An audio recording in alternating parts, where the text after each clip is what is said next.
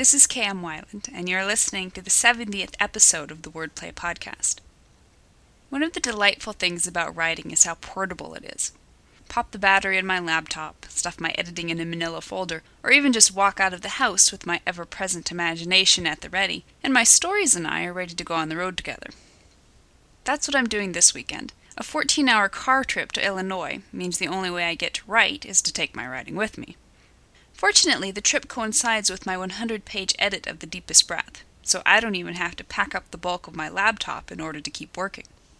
Not so fortunately, just the bare sight of words when writing in a car is enough to make me carsick. Fingers crossed that I'll be able to fight off the swirling stomach long enough to absorb myself and my characters for at least a few hours. Don't forget that my blog tour for my CD, Conquering Writer's Block and Summoning Inspiration, is ongoing. This week, I'm honored to be hosted by Angie Lofthouse, Lindsay Scott, Kate Carius-Quinn, Elizabeth Craig, and Terry Tiffany.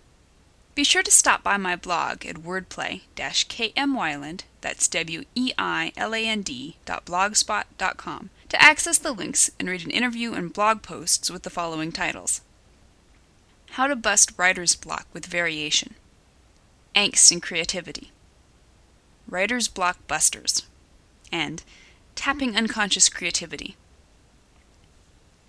Is your backstory sinking your story?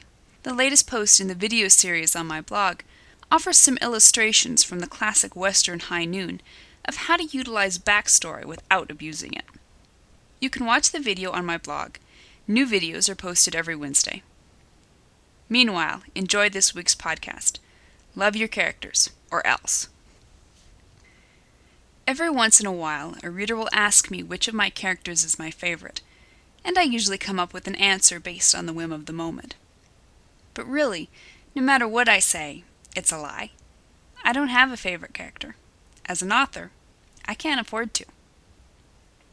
My story ideas almost always originate with a character.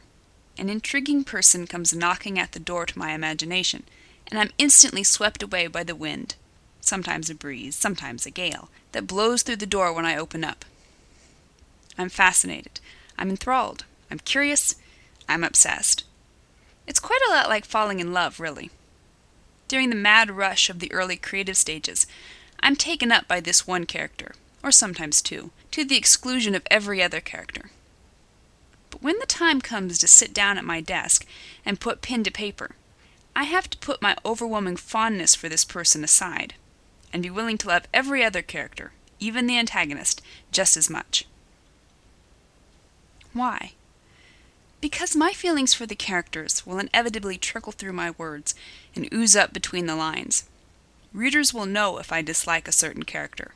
They will look at the words I write about my villain, and they will see that I am judging him, even from his own POV.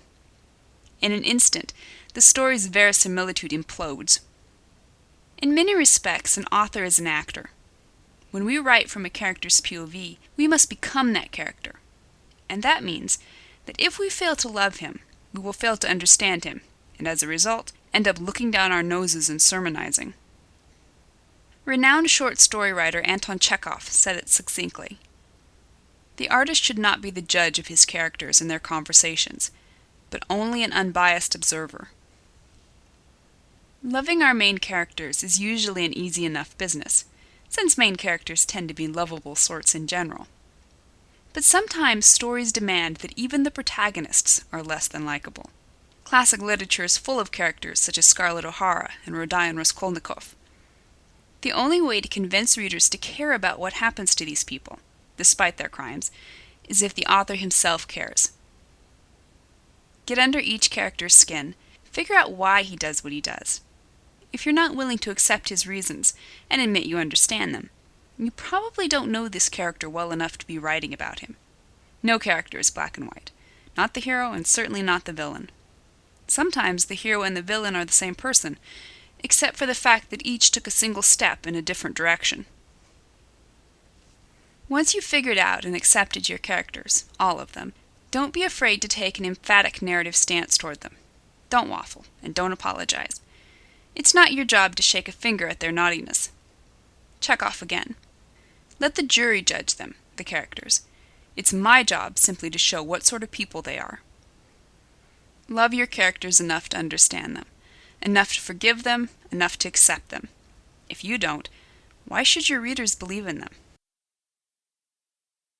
Thank you for listening to the Wordplay Podcast. To read a transcript of this episode, visit me on the web at wordplay-kmwyland, that's weiland.blogspot.com, and be sure to listen again next week.